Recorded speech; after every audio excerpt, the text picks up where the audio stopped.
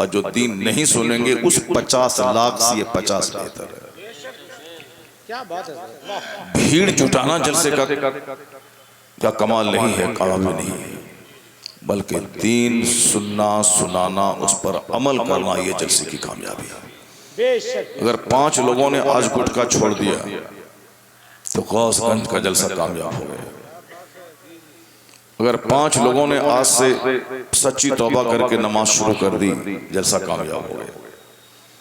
अगर 50 लोगों ने अंदर से अपने आप को मुजाहिद बनाने का अहद कर लिया कि मैं सिर्फ खा पीकर एक जानवर की जिंदगी गुजार के नहीं मरूंगा, बल्कि मैं शहादत की मौत मरूंगा जो से आला दर्जे की मौत है। अगर 50 लोग तैयार हो गए अंदर से और दुआ करने लगे, इलाही मुझे शहादत की मौत अता फरमा, तो जहां इधर जज्बे शहादत पैदा होता है उधर काफिरों की मौत हो जाती है, काफिरों की शामत आ जाती है। आज हम बुज़दिल हो गए इसलिए कि हमारा वक्त फजूल कामों में गुजर रहा।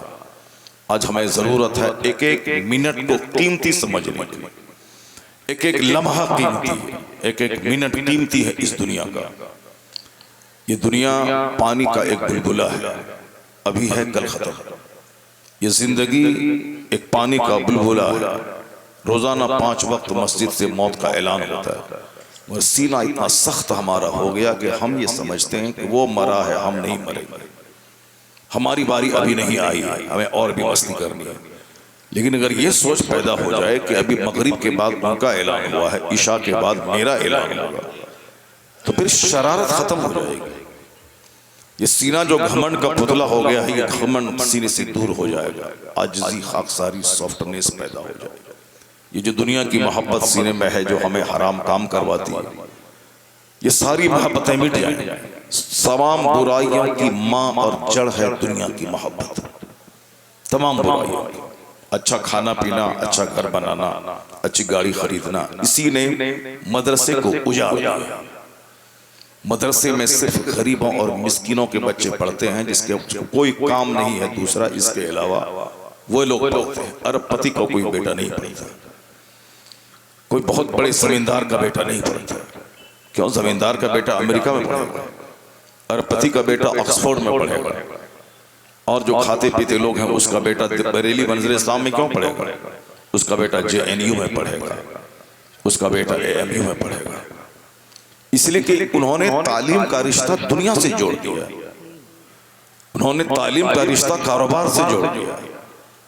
अगर बच्चे पढ़ने लिखने के बाद एक अच्छा दीन का कायद बने तो फिर दीन का बहुत बड़ा काम होगा।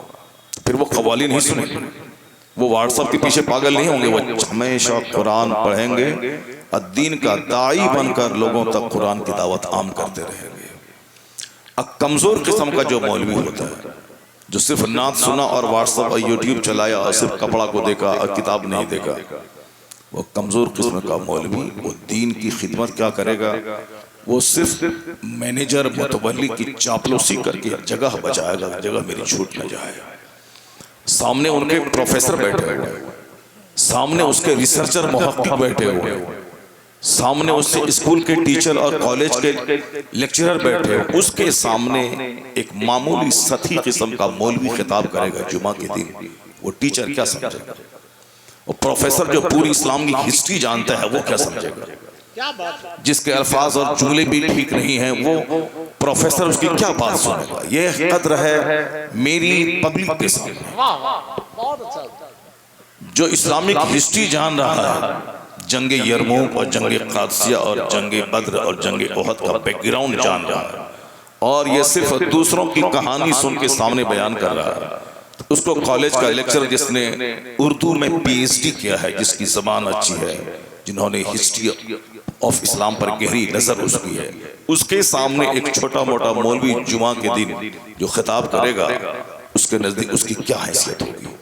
आज जरूरत है जबरदस्त कुरान हदीस के मुताले की, आज जरूरत है दीन का दर्द रखने की, आज जरूरत है इस्लामिक हिस्ट्री के मुताले की, आज जरूरत है कि सामने वाला अगर प्रोफेसर है उससे ज्यादा अच्छी जबान एक आलिम के इस्तेमाल करने की, उससे गहरी मालूमात रखने की, अगर हमारे समाज का कोई गरीब बच्चा आलिम बना और वो जुमा के दिन मेंबर पे खिताब करेगा तो सामने 1000 बीघा जमीन जोतने वाला जमींदार बैठा है, सामने प्रोफेसर बैठा है, सामने लॉयर बैठा है, और जो इनके बाप उसके खेत में मजदूरी करते हैं उनका बेटा मेंबर पे चढ़ के जो खिताब करेगा वो जमींदार कभी उसको अंदर से कबूल नहीं करेगा।